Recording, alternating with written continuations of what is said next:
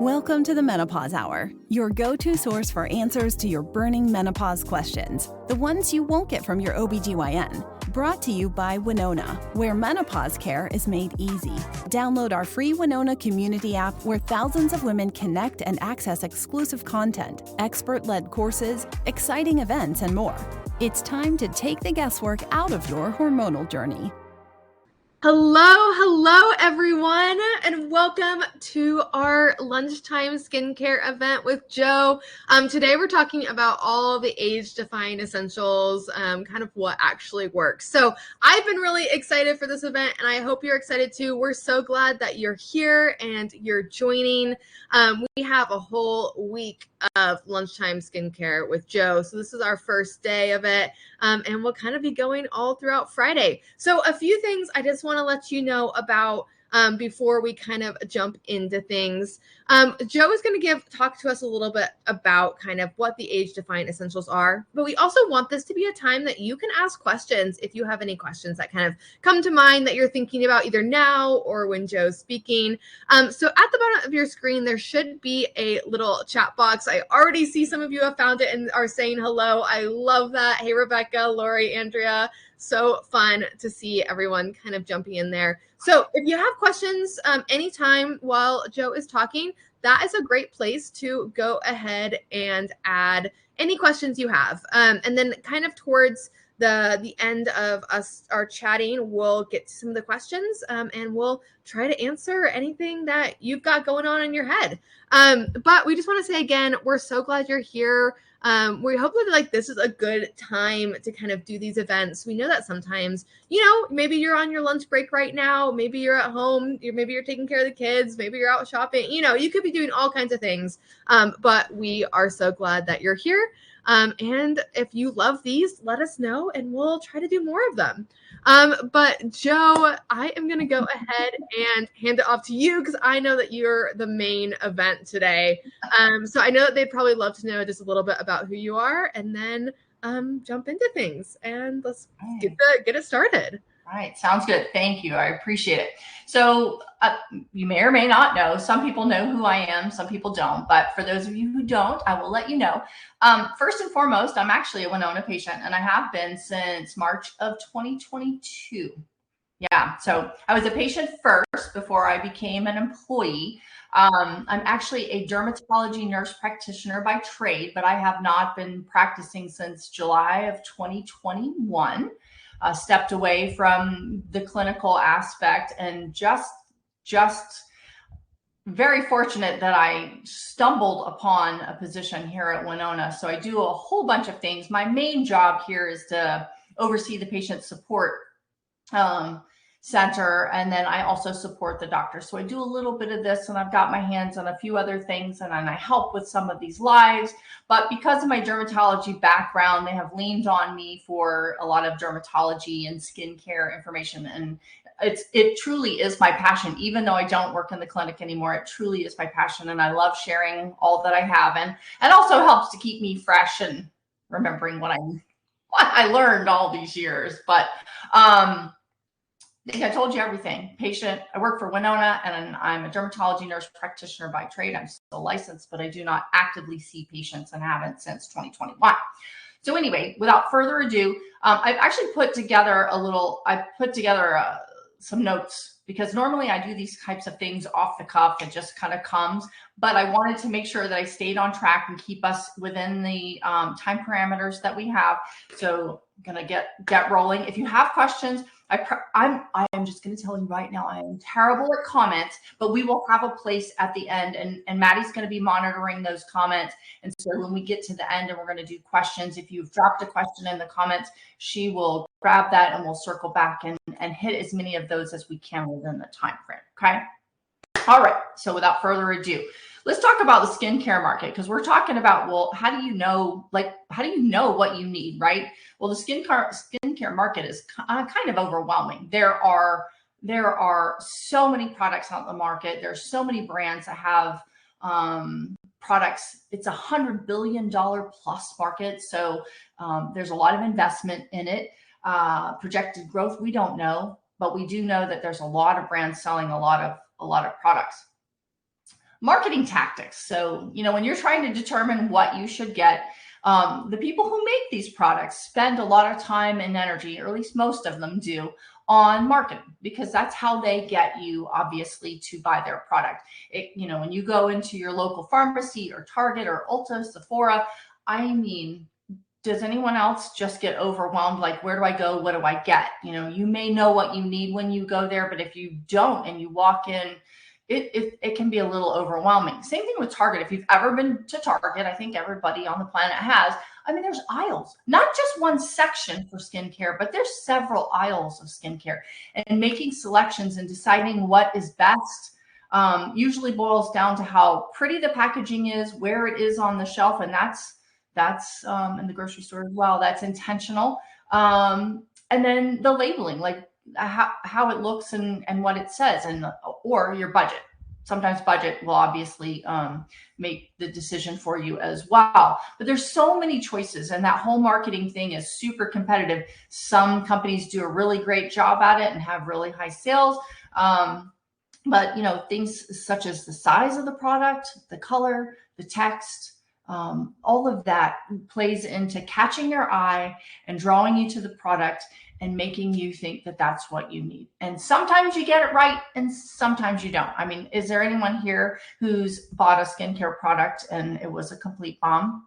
Yes, I have. So you need advice, what to buy, right? Well, you go into Sephora, Ulta, you're overwhelmed, but they have reps. They have team members there that work the store. There's a lot of products. And honestly, I don't know this for a fact, but I suspect that each employee probably has an area like hair care or skin care or cologne, whatever. That's their sort of niche, if you will. But if you think about, say you go in and you want a cleanser, like, hey, I need a cleanser. She may ask you a couple questions about, like, is there a particular brand? What kind of cleanser do you want? Those kinds of things. But to me, it seems that it would be absolutely impossible for that little employee to know every brand that's out there and whether they're good and make recommendations. More than likely, they are going to recommend what they have tried because they're familiar with it. And if it works for them, they feel comfortable and confident recommending it to you, but it may not be good for you. Or they may have had an in-service from a company rep. When I worked in the clinic for all of our prescription drugs, reps came in, they brought us treats, they brought us food, they brought us all the things. They gave us the information about the prescription. They told us who it was best for, told us how to prescribe it. And when you have that knowledge base, then yeah, you're going to lean into that product for the appropriate person. Same thing here. They're going to lean into the things that they know and they're comfortable with. And they probably do get it right some of the time. I'm sure there's plenty of people that go there and get products and they're spot on. And I love that because I don't like wasting any money. You may also get advice from friends or family because those are people that you trust, right? They're people that they wouldn't tell you about something that was bad, or maybe they would and then you wouldn't buy it. But you got to keep in mind that everybody's different. What works for one person may not necessarily work for another. And I see that mistake happen a lot. Like, well, my neighbor Nancy, she uses the blah, blah, blah. Well, that's great for Nancy, but your skin is completely different. And what works for Nancy may not necessarily work for you. Okay. And then last but not least, social media influencers. If you've not been on the gram or on TikTok or even on Facebook, people are selling online and the influencers do a really great job. It's kind of like maybe at the store, they have a product, they're comfortable with it, they've used it, they are getting a commission if you purchase that product. So that kind of leans that way. But they do also have a really great way of whether or not you think you need the product, making you believe that you want it. Who here has bought something online when you like, that sounds amazing, and you bought it, and it may or may not be good for you. So you have some advice out there. So you may lean on some of those people. So how do you know what you need? That's the first part. Like, even if you walk into Ulta, Sephora, or Target, or wherever, your local pharmacy, to get whatever it is that you get, or even go online, You have to have some basics about your skin to know what you need. You can't just go, well, I need a cleanser, but I don't know what I need. So I'm going to help you with that. We're going to touch on that a little bit today, and I'm going to try to help guide you so you have a little better understanding. Obviously, I can't do one-on-one skin consultations here. We'd be here till I don't know when. It would be fun, but I'm going to try to give you some tips and tricks. So like when you look in the mirror, when you feel your face and those kinds of things, help direct you to make some better choices when you get to those stores and you're not so overwhelmed. You can walk into the store and say, I need a such and such, and they'll show you. And then you can go in there and say, hey, well, give me 3 options. Show me 3 different options of this type of product. And they'll grab one. And hopefully then you can make a determination based on that, whether that would be the best product. There's no guarantees with skincare product, with any skincare product. So just keep that in mind that, even though it may look like the best and it may be highly recommended, it may be the most expensive thing that you've ever bought, doesn't mean that it will always work. So, or may not always be good for your skin, but I'm going to try to help you a little bit with that. Okay, so we're going to learn a little bit about it. So your skin type partially determines what you need. And I think most people are pretty good. They know whether they're dry, they know whether they're oily, or they know whether they're sort of a combination thereof. Some people still have a little bit of T-zone or kind of on the chin and things like that. Is your skin sensitive? Is it like more dry and sensitive and red? And anytime you put anything on it, it reacts. Or is it heavily damaged? Have you spent a lot of time in the sun and you've got a lot of sun damage that's present that you want to address? So thinking about your skin, knowing at least those pieces about your skin type are going to help to lead you in the right direction. However, there's a little caveat to that, and I want to just mention this. And we're going to talk about this a little bit when I get to the cleanser portion. Sometimes, so for people who say they're more dry or more oily, or sometimes even a combination, can you guys hear that ding, ding, ding? I'm going to close that. I have an app. I have one of our things open, and I thought I silenced it, and I apologize. I don't even hear it, but then I was like hearing the click. So anyway, just get rid of that. But anyway, sometimes your skincare products can actually be making you more dry or making you more oily, as crazy as that sounds. And that has to do with selecting maybe not the right product for your skin type. Again, when I get to cleansers, I'm going to kind of highlight that a little bit for you. So if you're thinking about your skin, that's the first step. Am I dry? Am I oily? Am I a combination? Am I sensitive? I'm on the sensitive spectrum. I actually have underlying rosacea. You may not think that I do, but I do. It's very well controlled. I know exactly what I need to use on my skin. I know exactly what I cannot use on my skin, and I avoid it like the plague. Or is your skin heavily damaged, by the sun? If you just like, I'm not a fan of sunscreen, and you've got some damage that needs to be addressed. That all of those factors weigh into the skincare products that you are going to ultimately select for your skincare regimen. Okay. Everybody doing okay so far? I rock and roll, man. I talk really fast. And I'm excited. So there's that. Okay. See, Angela is typing.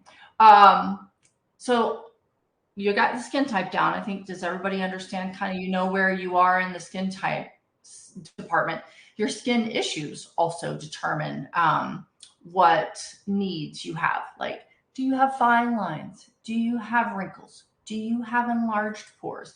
Do you have discoloration, hyperpigmentation, a rough texture, or sort of a dull appearance? All of those pieces of your skin are also going to weigh into what products that you're going to want to select. And depending, you can address them all, but you may also want to consider prioritizing. I'm not going to get too deep into this part, like, building a skincare regimen where you start, do you start with 1 or 2 pieces and then work your way up, or you just get the whole shebang and hit the ground and running and address all the things. My personal preference for most people, unless they tell me otherwise, unless they tell me they want it all, I'm going to start them out low and slow, and we'll circle back to why that is as well.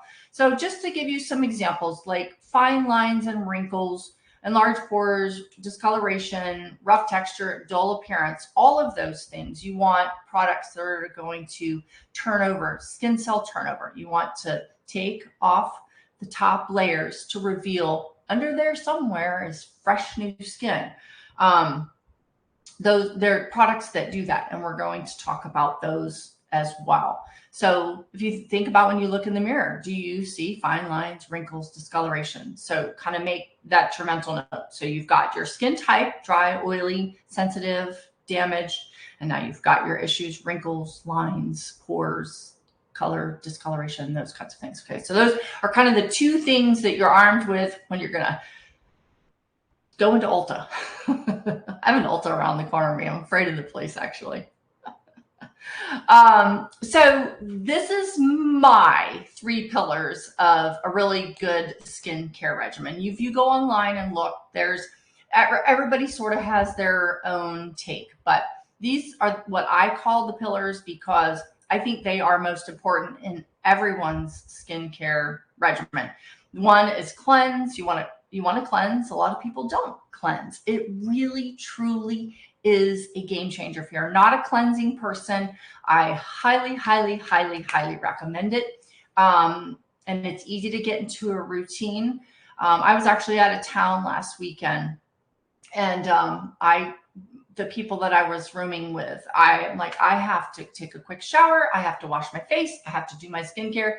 They threw on their jammies and jumped in the bed. And I was like, not me. It's my thing. Protect your skin. You're going to protect it from future damage. You may have some damage from when you were younger, or maybe you haven't just been on that protection train, but protecting your skin is going to do the most in terms of the appearance of your skin, which is not why we do skincare entirely, but for the health of your skin.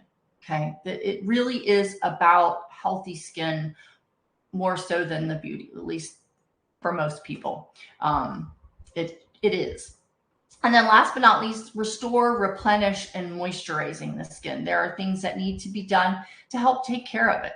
And what I can just tell you, just sort of, and I don't have any data on this, but I can tell you when I was practicing, I practiced for almost 12 years as a dermatology nurse practitioner. The people who walked through the door that took care of their skin from head to toe, I found fewer like growths and things and skin cancers and problems versus the people who didn't take care of their skin. So if that's a motivation for you, in terms of like overall health, it's not all about trying to look pretty. It's about taking care of your skin. It's the largest organ of the body. I think everybody knows that. Protects everything on the inside. So it is important to take care of. Okay. All right, so let's talk about cleansing. Like I said, not everybody is on the cleansing train. And I wasn't always. I'll admit I wasn't always. In fact, here's a fun story. In high school, I didn't really have pimples. I'd get one around my period, which almost wish I still had my period. Facing menopause, I know some people might disagree with me on that, but I didn't have a lot of acne as a teenager, but I get that occasional period pimple. But then when I turned 40, I don't know what happened. The sky dropped out and I had acne rosacea. So I was all red. I was inflamed. I had these like hard, cystic, awful pimples. And I wasn't really cleansing, or I probably was every once in a while, but not using an appropriate product for my rosacea skin. But cleansing is important. And before we get to cleansers, I just want to preface this by saying that a lot of people that use sunscreen, yay for you, and or use a foundation with a sunscreen, yay for you. You really do need to pre-clean before you actually use your cleanser. Cleansers, by and large, are not intended and shouldn't be harsh enough to remove those kinds of products, okay? There's some great makeup wipes out there to take that first layer off. Think of it as like vacuuming before you mop the floor, okay? You want to get that top layer and then mop with your cleanser. Micellar water. There's multiple companies that have micellar water I have one. I love it. And I use that before I cleanse my face with my regular cleanser. Just helps to get that, stuff off. I use a BB cream with sunscreen. So I pre-clean with that. So let's talk about cleansers. There's basically 3 different types of cleansers. And so going back to your skin type, dry, oily, or a combination, this is how you want to pick your cleanser. If you are on the dry, sensitive spectrum, you want to lean into creamy cleansers. They are more moisturizing, they are more hydrating, they are less harsh, okay? If you are kind of in the middle, not too oily, not too dry, a foamy cleanser is usually appropriate for you. There are a bajillion foamy cleansers out on the market. And I used to be a foamy cleanser person because I thought, well, I just love the sound of foamy cleanser. That sounds, I don't know, it just sounds good. Foamy cleansers are not right for me. They are too drying for me. Remember, I'm on the dry, sensitive spectrum. I always use a creamy cleanser. Just the other foamy cleansers are too dry. I don't even know what I was using back in the day when I had the rosacea or when I had the flare. And then last but not least, gel. Gel cleansers are usually best for oily skin. There is another little caveat here, and I've done this again in clinical practice. I always ask people, tell me about your regimen. What are you doing? Particularly people who come in with acne.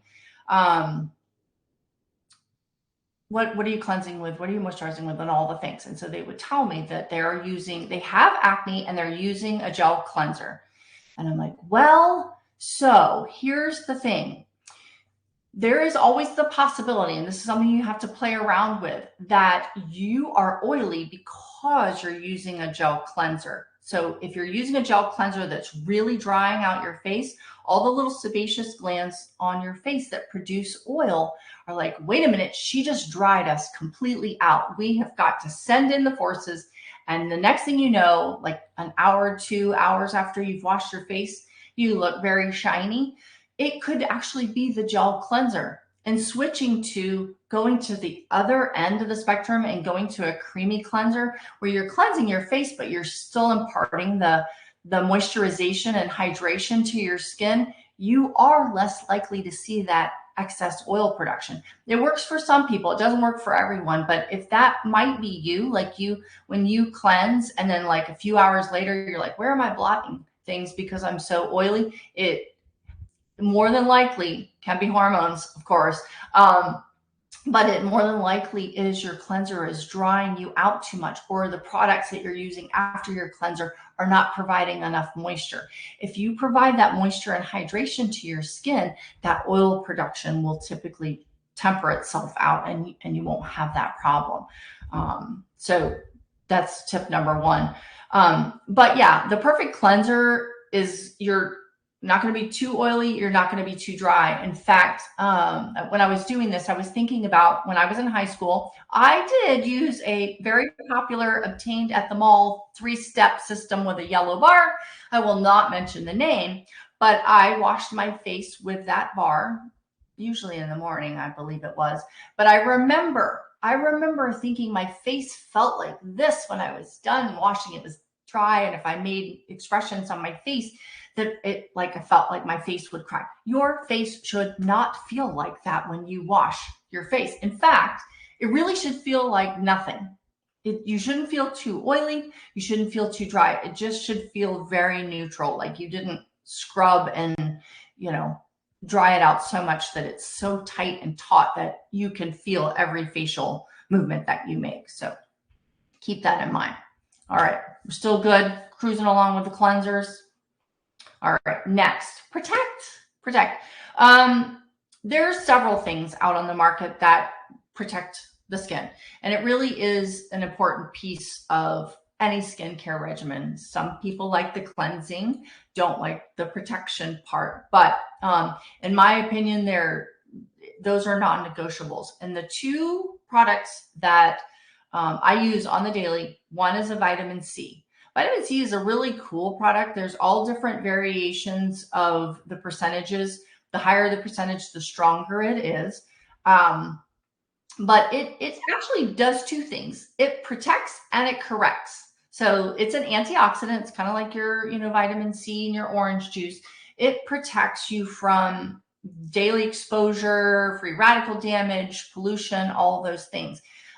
Usually it is a serum. So serums, and we're going to talk about layering tomorrow. I think it's tomorrow, or maybe the day after. I can't remember the order, but serums go on first, and that will help to protect, but it also does correcting in the form of like discolorations. It does actually help with tone and texture because it's ascorbic acid. So it's a little bit of an acid, but most people tolerate it really well, particularly the lower percentages. It usually and should always come in a sealed, and I don't have anything to show you, but a sealed bottle. Like any vitamin C in a jar probably isn't worth your money, simply because vitamin C is very unstable in cosmetic products, and exposure to the air, oxygen, will actually make it not effective. So any vitamin C you should have is usually in the form of a serum and should be typically in a glass bottle, but not always. Some there are in some plastic, but in a pump, some sort of airless container to keep that vitamin C from going bad or getting exposed to air. So that's one. And then everybody's favorite is SPF.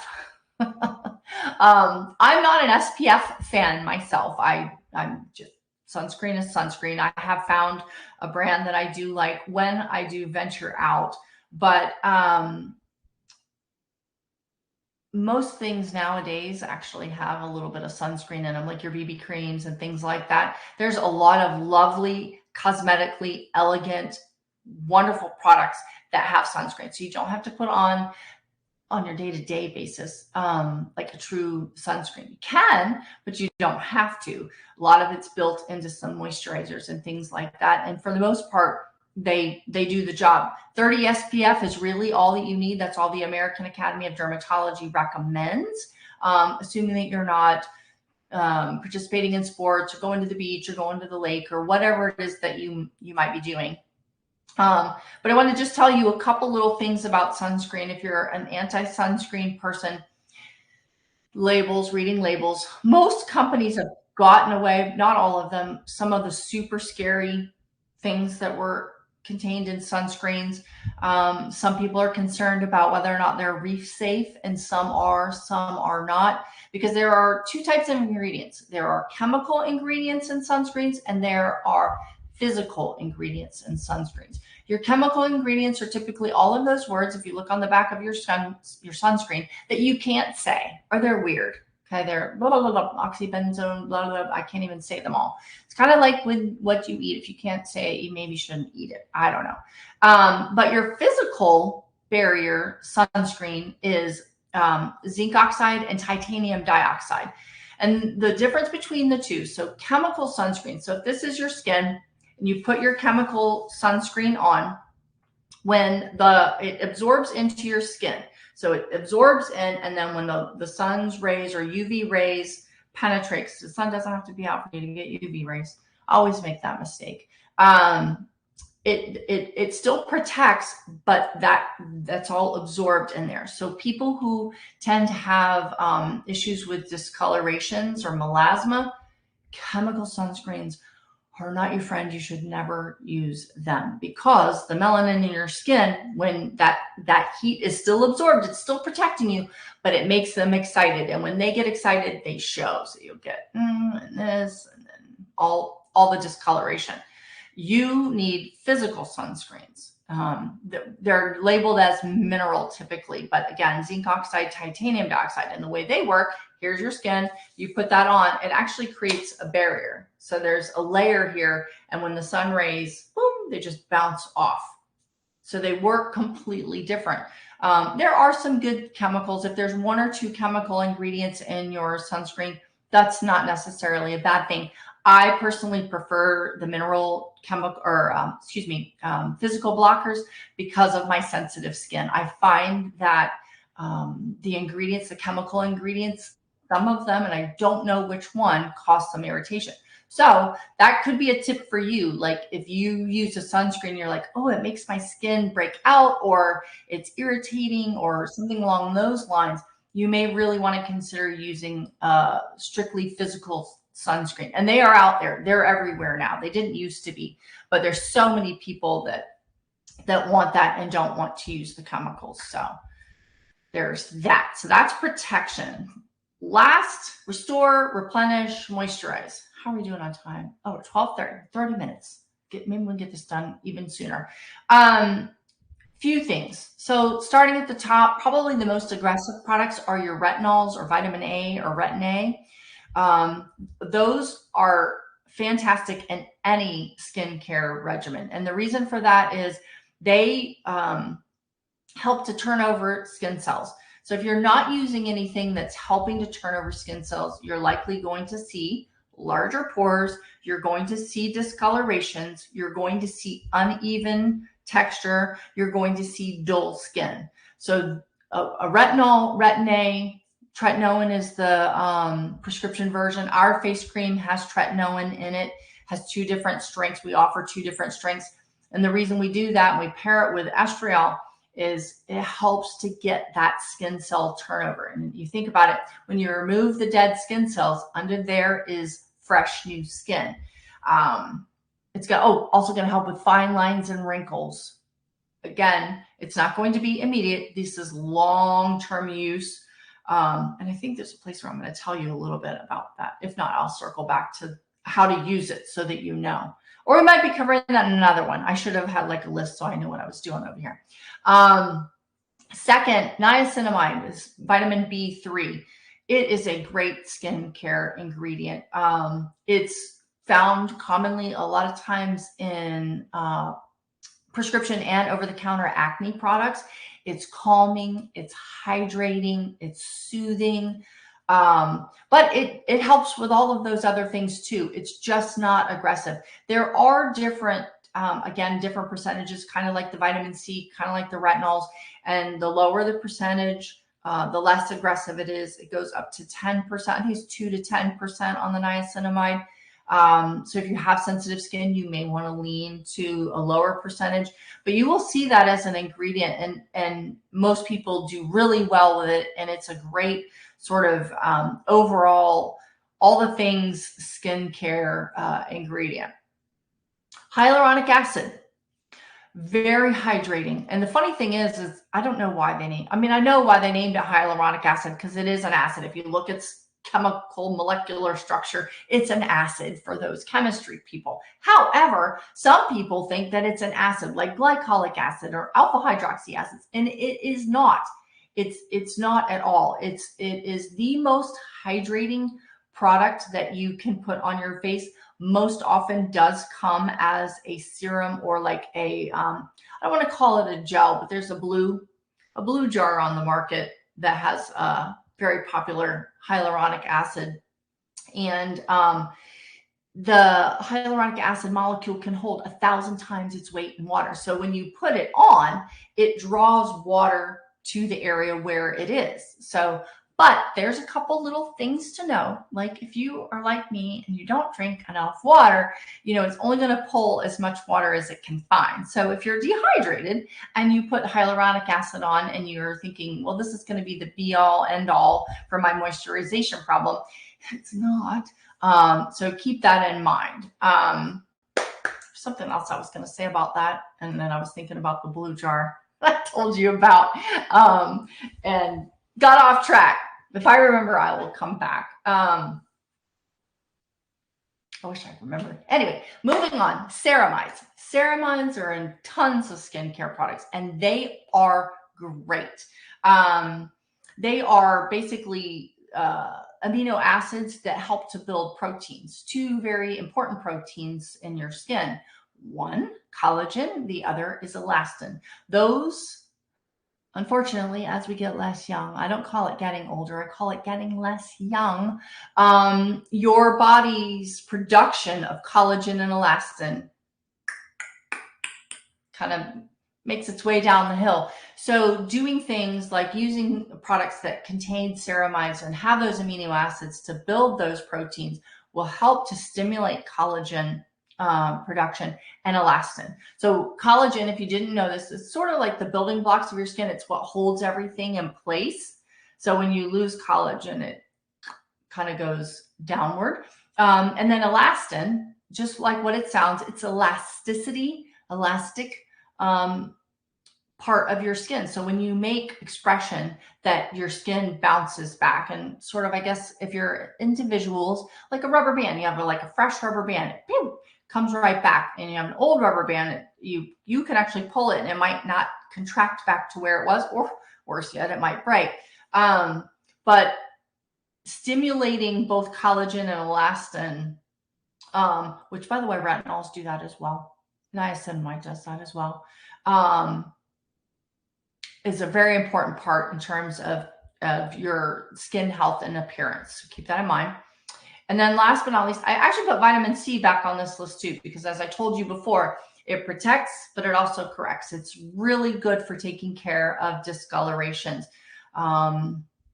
Takes some time. All of this takes time. Most people, if they're using retinols, probably will notice the biggest difference in their skin, how it looks and how it feels in the shortest period of time than you would with any of these other products, but it depends on the product. Oh, the other thing I was going to tell you about hyaluronic acid was that's what's in fillers. So when people get fillers in their cheeks or their lips or wherever they get fillers, I used to do that to people. That was one of my jobs. I worked at a plastic surgery office and did fillers and lasers and all the things.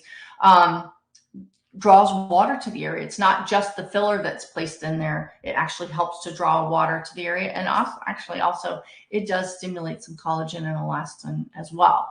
So these restore, replenish, and moisturize, those typically, with the exception of vitamin C is typically a morning time product. These are nighttime products, because when you sleep, that's when your body's replenishing, restoring, getting rid of all the things that you've done to it all day long. And also that it's usually, for most people that sleep decent time at night, it's the products stay on longer and do their job longer.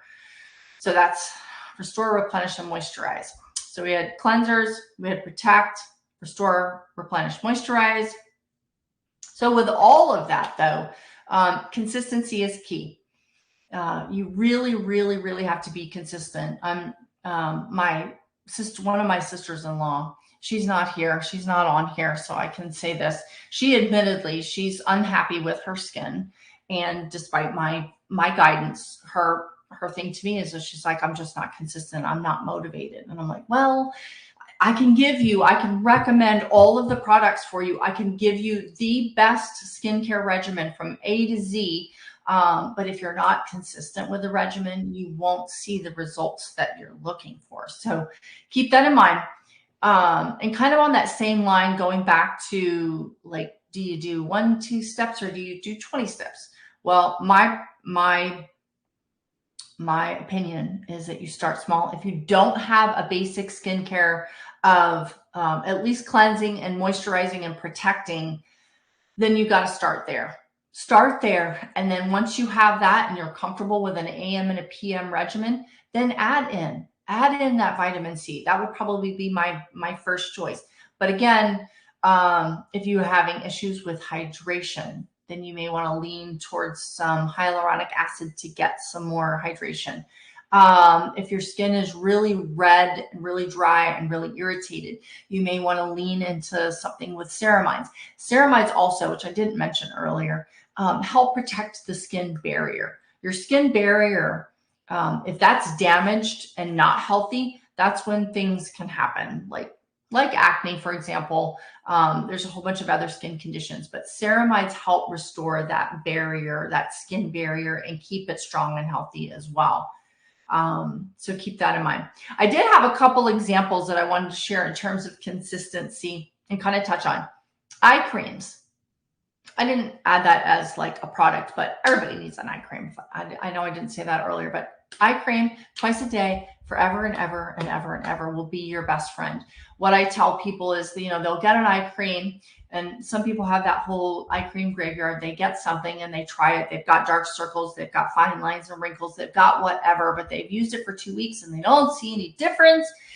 Eye cream is the long-term game, morning and night for the rest of your life. And if you were to take a picture of yourself today and then take a picture of yourself even 6 months to a year from now, having done that twice a day, every day, and having not done it twice a day, every day, you would see a difference. The results don't always present themselves right away. So keep that in mind. Tretinoin, another thing, tretinoin. I've told you we have face cream. It has estriol, 0.1% estriol, and then we have 2 different percentages of the tretinoin. It is an irritating product. It is supposed to be irritating. And so a lot of people will get something like that and they start slapping it onto their face. You know, more is better. No, it's not. And they start to get super red. They get super irritated, dry, flaky. They are a hot mess. And they're like, well, this is terrible. I'm never using this again. So they stop and they don't get the benefit. Tretinoin is a product where for most people, they have to tiptoe on. You start out very slow. Less is more. When it says half a pump, which is what our recommendation is, or a pea size, it is no more than that. And start maybe twice a week. And then the next week, if you're doing well, add in another night and do it 3 nights a week and do that. The other option you have is to start the tretinoin, use it every night. You're going to get very unhappy. But if you can tolerate it, in about 2 or 3 weeks, your skin's going to get acclimated and you'll be using it every night. So it just depends whether you want to jump on the train and fly, or if you prefer, and that's my preference. I don't like walking around with dry, irritated, red, flaky skin because most people have places to go and people to see. If you're going to be a hermit for 2 or 3 weeks and go to the mountains and not see a single soul and you wanted to get on the train, you can do that. But if you've ever tried a retinol or tretinoin product and you've had that happen and you got irritated and dry, check the amount that you use and check the frequency and just tiptoe. It's a long game, and that's something you use for a really long time as well. I tell people use it until you're not applying any more skincare. That's how I'm gonna say that. So I hope that was helpful. And then in closing, just a reminder, the basics are cleansing, moisturizing, protecting. So start there. Refer back to what we learned earlier about your skin type. Are you dry, oily, combination? And then the issues with your skin. What issues do you have? And then we talked about the different products and how they impact certain things, whether you've got fine lines and wrinkles, you've got dryness, those kinds of things. And I said this, I'll say it again. If you don't have a basic skincare program in place, start there. Start simple. You do not need a 20-step program. I see TikToks and I see these girls and the videos go really fast, but it's like product after product after product after product. And most of them are really beautiful. But in my personal opinion, you don't need all of that. And if it's overwhelming, please don't feel bad that like 4 or 5 products is plenty for most people to get a good AM and a PM skincare. And I said all that. It was on my slide that simple basic regimen, work up, and you don't need 20 steps. And that's all I had. So any questions? Awesome. Oh my goodness, Jo. Thank you so much for sharing all of that with us. I thought that was really interesting just to kind of hear about from my end as well. And I know that we had a lot of people that agree. I do see that we have a few questions. So maybe we can jump into a few of those. We have a question from Angela, and you'll have to maybe interpret this a little bit, but she's wondering if you can repeat the physical. And I'm not sure if you know exactly. Yes. So that goes back to the sunscreen SPF. There's a chemical ingredients which are absorbed into the skin, still protect you, but absorbs the heat. And then there are physical blockers that actually it's a physical blocker. So the UV rays are not absorbed into the skin. It's like they just kind of bounce off, if you will. And the physical blockers are zinc oxide and titanium dioxide. And our next question, there's a few from Shelby. So Shelby's first question is she's wondering, do you recommend hydrogenated water? I don't even know what hydrogenated water is. All right. Well, I mean, is that something along the lines of, well, I talked about micellar water that we use for like cleansing. I have not even seen hydrogenated water, so I can't recommend. Well, she's also wondering if you recommend RF. Are you talking about the skincare line or the radio frequency as a treatment for skin? That would be my question. Okay. We'll give her a minute to maybe respond to that as well. But she also is wondering, what are the contraindications for estriol? Well, it's a weird question because I quote unquote can't give medical advice, but what I can tell you is that it's not contraindicated for most people, but however, on our platform, if you are not eligible for our HRT products, the estrogen, progesterone, the AGA, we do not prescribe the estriol, just in terms of if that patient's particular risk profile would prohibit them from having and using HRT, we do not prescribe the estriol face cream. Absolutely. It's a super low percentage of estriol, but just that was a leadership decision that was made, and it really honestly is the safest thing to do. Absolutely. And on that note, Joe, as well, just since what you just said, for anyone who is on the call, and we go over this too on our live Q&As and doctor dialogues, but if you are a Winona patient, your Winona doctor is available 24/7 in your patient portal. So that is a great place to reach out to them about any questions that you might have. They really are there to answer your questions, help you feel comfortable with your treatment. So that's a great place to reach out to as well, just to kind of add that in on that end. And Shelby did clarify about RF. She said that it is radio frequency. Yes, absolutely. There are a whole bunch of really nice treatments out there. Radio frequency, I've seen some amazing results. There's, once upon a time, there was like one device out on the market. Now there's a whole bunch of different ones out there. Can't give any names and promote anybody, but yeah, radio frequency, for those of you who don't know, most of the time it's a device that has needles and penetrates the skin and makes little micro injuries, if you will. And as horrible as that sounds, the last thing you want to do is injure your skin, right? Well, yes and no. The cool thing about that is that it actually stimulates your skin to heal itself, repair itself. Because you're just kind of cruising along. Oh yeah, skin's good. Well, when you get an injury, your body says, wait a minute, we've got to go fix this. That's all, like wound healing, for example. It's sort of the same thing. It's a nice way to create a little injury to the skin, just enough to get it to repair itself. And it's a great treatment for fine lines and wrinkles, actually a little bit of skin tightening, depending on how aggressive, how many treatments you get. People with discoloration have to be a little careful because it's usually paired with some heat. But yeah, no, yeah, it's a great treatment. Absolutely. Thank you, Joe. And then we have a question from Gwendolyn. And she is wondering what helps for melasma. Well, the number one thing is going back to the sunscreen and protecting, making sure that you are using some sort of sun protection factor every single day that you leave your home.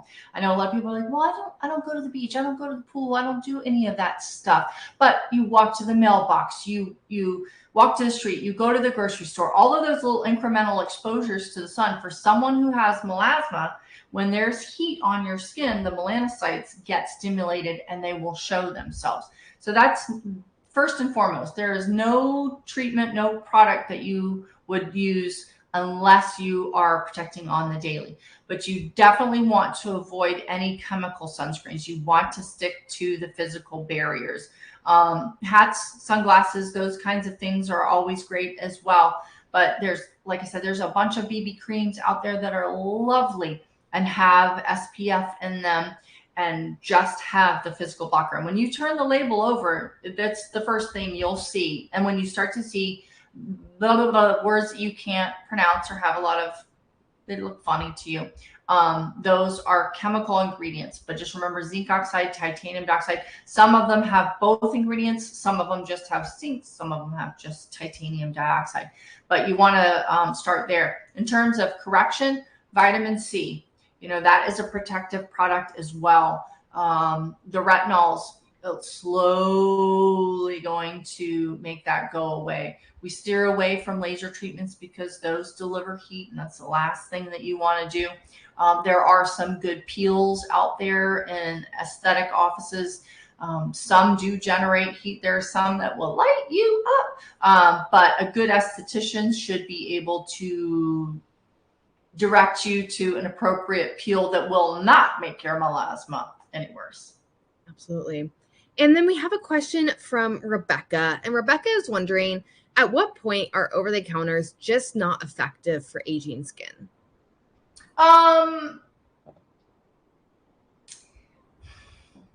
Actually, I honestly feel like there's a fair amount of really good products that are out there.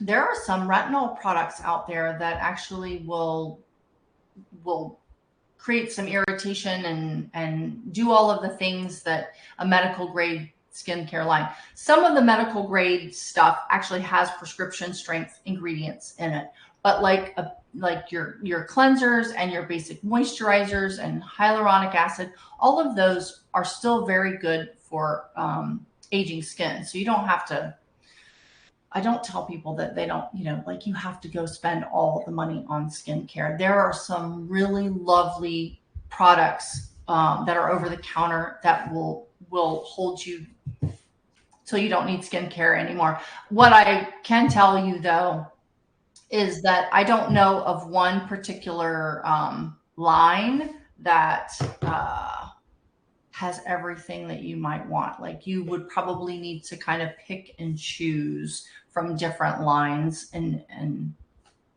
get what's going to work for you. Absolutely. Yeah. And then we have a question from Rebecca as well, or sorry, lots of names happening, from Shelby and Rebecca, but do you recommend red light therapy?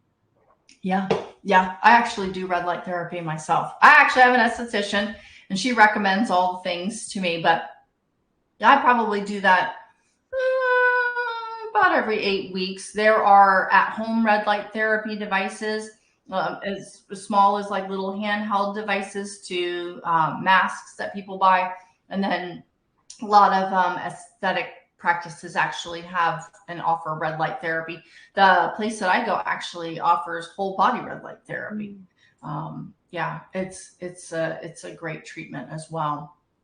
Absolutely. Well, Jo, that looks like that's all the questions that we have in there today. But thank you so much for joining us for this hour and really just spending some time giving your expertise. I know we had a lot of people jump in today, which I think just also goes to show that like this is, a topic that needs to be talked about and that people, it's really helpful kind of to get to hear your perspective on as well.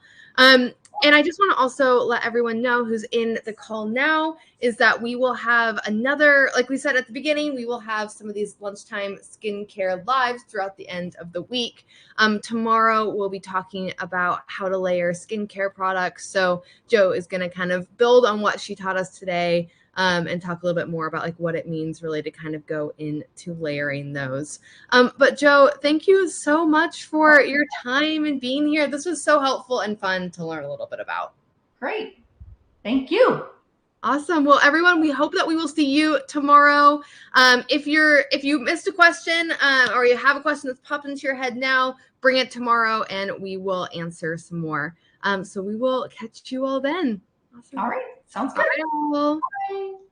Thanks for spending time with us. We hope today's conversation helped you feel more informed, more supported, and a lot less alone. If you're ready to go deeper, download the Winona app. It's free, it's for you, and it's filled with resources, real stories, expert insights, and a vibrant space to connect with women navigating the same season. Have questions? Join our next live Q&A. Until next time, take care of yourself. We'll be here when you're ready for more.